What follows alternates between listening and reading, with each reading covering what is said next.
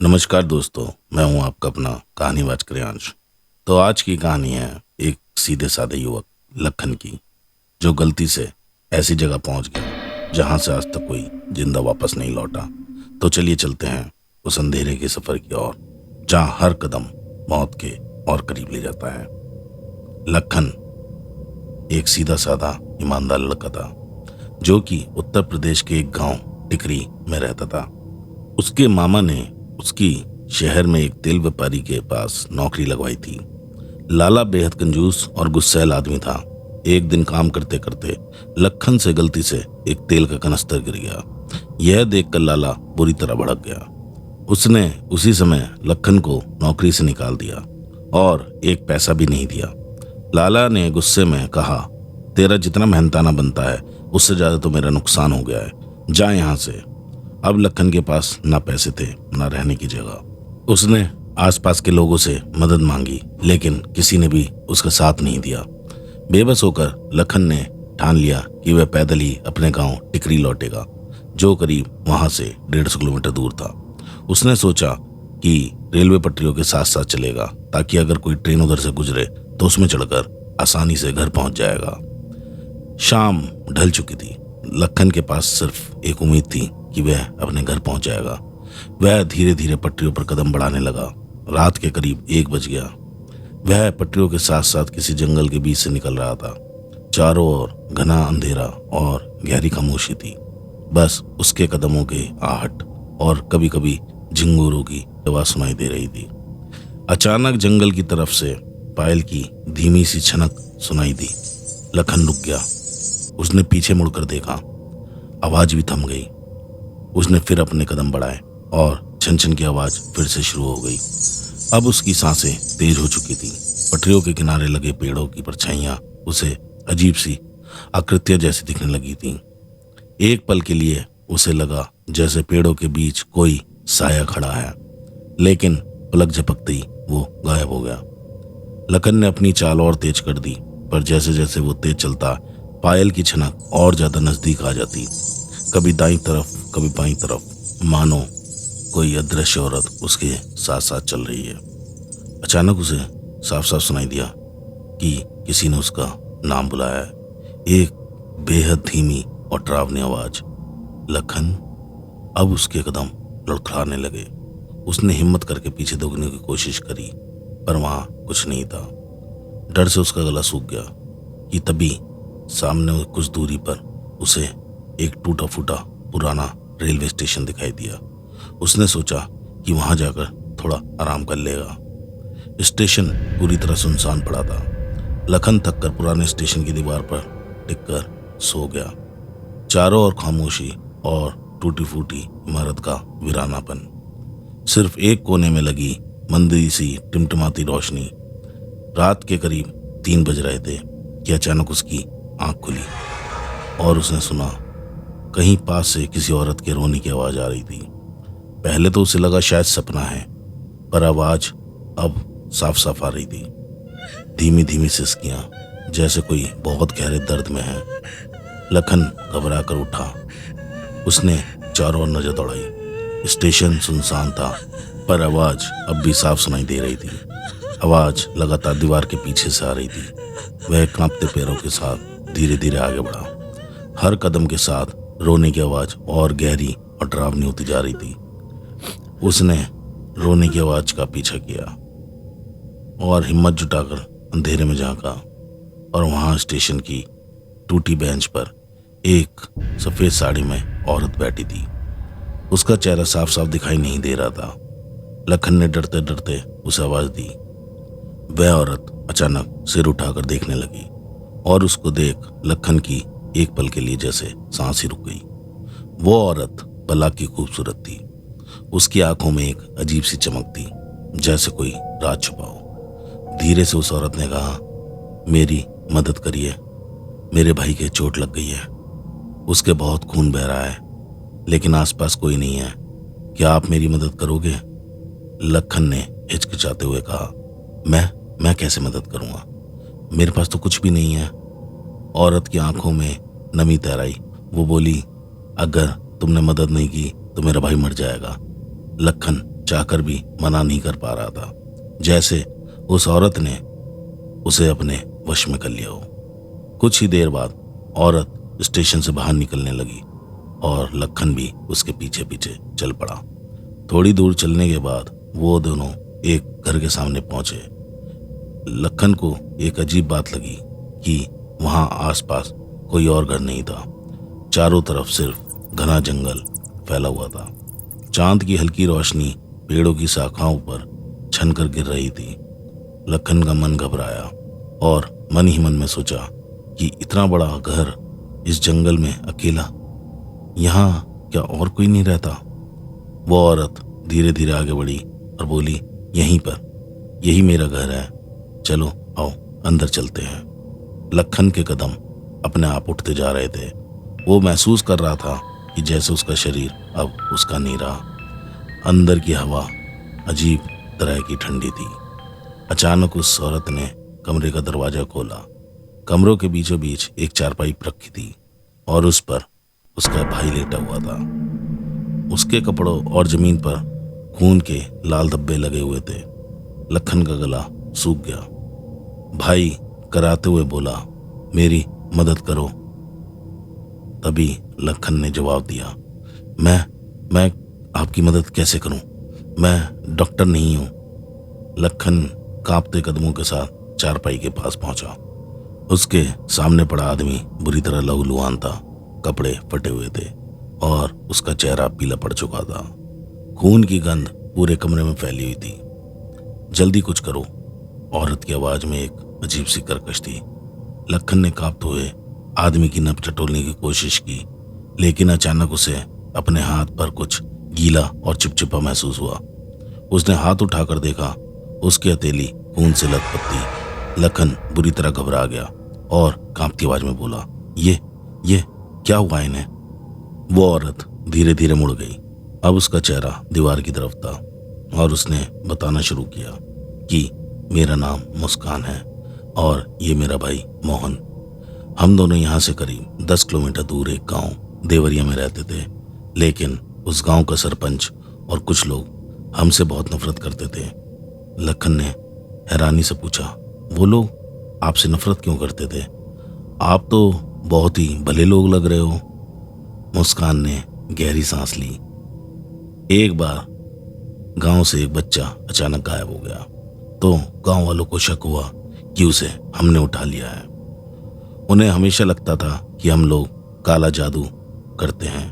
उसके बाद उन्होंने हमें गांव से निकाल दिया। फिर हम दोनों यहाँ आकर रहने लगे। कुछ ही महीने बीते थे कि गांव से एक और बच्चा गायब हो गया। तब सारे गांव वाले मिलकर हमारे घर पर आ धमके।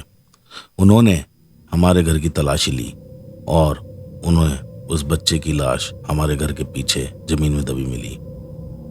फिर उन्होंने हम दोनों को बुरी तरह डंडों से मारा। यह कहते कहते मुस्कान अचानक चुप हो गई। कमरे में सिर्फ मोहन की कराह की आवाज गूंज रही थी। यह सुनकर लखन के अंदर अचानक एक सवाल उमड़ा। उसने कांपती आवाज में कहा, पर जब उन्होंने आप दोनों को मारा था तो आपके ऊपर तो कोई चोट का निशान ही नहीं है और आपके भाई के जख्म तो ऐसे लग रहे हैं कि यह हादसा जैसे अभी अभी हुआ हो। लखन के सवाल पर कमरे में सन्नाटा छा गया। मुस्कान का चेहरा अब भी दीवार की ओर था और कि तभी उसके कपड़े बदलने लगे। साफ सुथरी सफेद साड़ी अचानक चीथड़ों में फटने लगी। जगह जगह खून के धब्बे उभर आए। मुस्कान के कंधे झटके से हिले।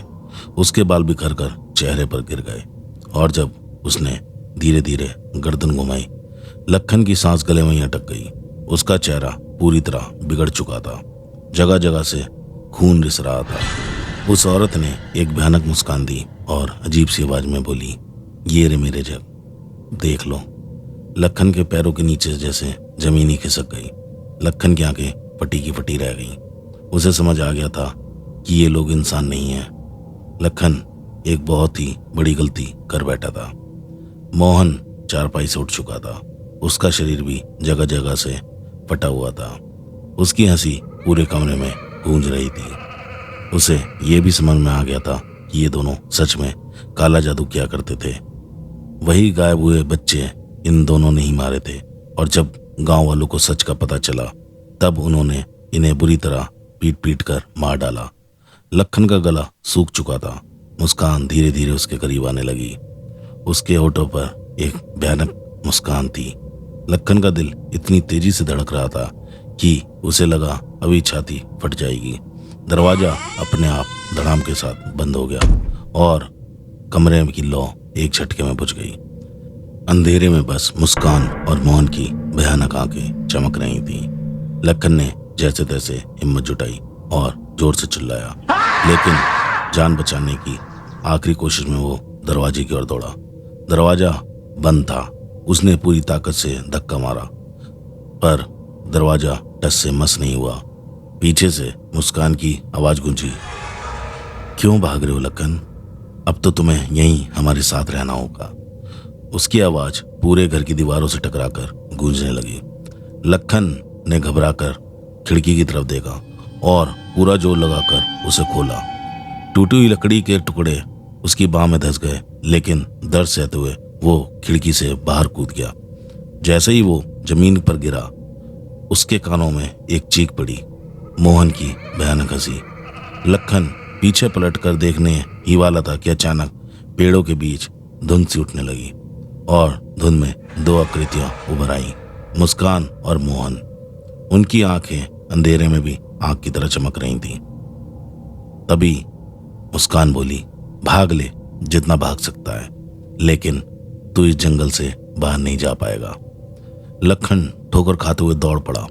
उसके पैरों में कांटे और पत्थर चुभ रहे थे, लेकिन उसे दर्द का एहसास नहीं था।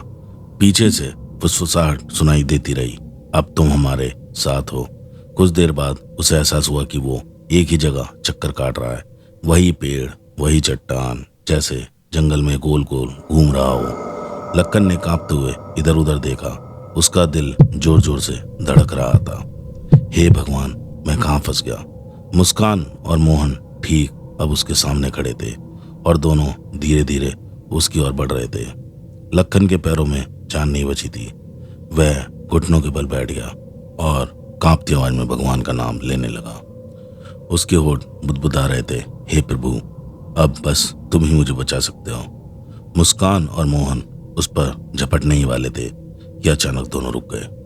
उनकी आंखें फैल गईं और वो जोर जोर से चीखने लगे, यह हमारा शिकार है और कोई इसे हमसे नहीं छीन सकता। तुम इसे हमसे नहीं बचा पाओगे। लखन ने घबरा कर पीछे मुड़कर देखा और उसका दिल दहल गया। उसके पीछे कुछ बच्चे खड़े थे, लेकिन उनके चेहरे डरावने नहीं, बल्कि उन पर एक अजीब सी चमक थी, जैसे चांद की रोशनी उन्हें छू रही हो। बच्चे धीरे धीरे आगे बढ़े और लखन के पास आकर खड़े हो गए। उनके आने से मुस्कान और मोहन और तेज चीखने लगे। वह तड़पने लगे, करहाने लगे और अगले ही पल अचानक हवा में गायब हो गए। लखन हक्का बक्का उन बच्चों को देख रहा था कि तभी उनमें से एक बच्चा बोला, डरो मत, हम आ गए हैं। अब वो दोनों तुम्हारा कुछ नहीं बिगाड़ पाएंगे। लखन ने कांपते आवाज में बोला, तुम कौन हो? कि तभी एक बच्चा आगे आया। उसने कहा, हम वही बच्चे हैं जिनको मुस्कान और मोहन ने बहुत साल पहले मार दिया था। भगवान ने हमें तुम्हारी मदद के लिए यहाँ भेजा है। उसकी आवाज में एक करुणा थी और एक ताकत भी। मुस्कान और मोहन को उनके गुनाहों की सजा मिली है। उन्हें जिंदगी भर इसी तरह तड़पते रहना है। अब वह इंसान नहीं, बस भटकती आत्माएं जो दर्द और पाप के बोझ से यहाँ से वहाँ भटकते रहते हैं। तुम डरो मत, जब तक हम हैं वो तुम्हें छू भी नहीं पाएंगे। लखन की आंखों से आंसू बह निकले। उसे लगा जैसे अंधेरे के बीच सचमुच भगवान ने उसकी पुकार सुन ली है। मुस्कान और मोहन अब वहां नहीं थे। जंगल का अंधेरा भी पहले जैसे डरावना नहीं लग रहा था। पूरा माहौल हल्का पड़ गया था। एक बच्चा मुस्कुराते बोला, चलो हम तुम्हें यहाँ से बाहर जाने का रास्ता दिखाते हैं। लखन लड़खड़ाते कदमों से उनके साथ चल पड़ा। धुंध धीरे धीरे हटती गई। पेड़ों के बीच से एक कच्चा रास्ता साफ दिखाई देने लगा। आसमान पर हल्की रोशनी फैल गई। सुबह हो चुकी थी। लखन ने जब पलटकर उन बच्चों को धन्यवाद कहना चाहा, पीछे कोई भी नहीं था। वहां बस हवा थी और पेड़ों की सरसराहट। लखन थक कर कच्चे रास्ते पर चलता रहा।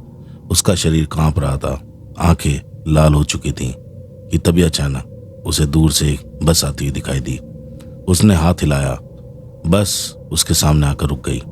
बस ड्राइवर ने खिड़की से झांक कर देखा, लखन की हालत खराब थी। अरे भाई, क्या हाल बना रखा है, कहकर कंडक्टर ने उसे बस में बैठा लिया।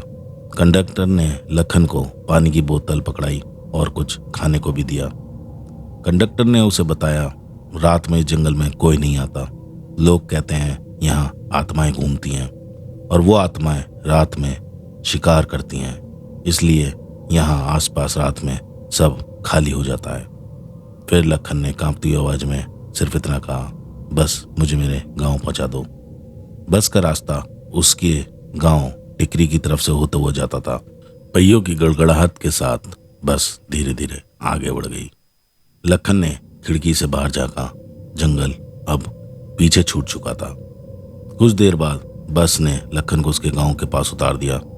थका हारा लखन धीरे धीरे घर पहुंचा, लेकिन लखन ने ये रात की सच्चाई कभी किसी को नहीं बताई। कुछ दिनों बाद लखन ने अपने ही गांव में एक छोटा सा खाने का काम शुरू कर दिया। लखन की जिंदगी अब पटरी पर लौट आई थी, मगर उस रात की दहशत और जंगल का रहस्य उसकी रगों में हमेशा हमेशा के लिए बस चुका था।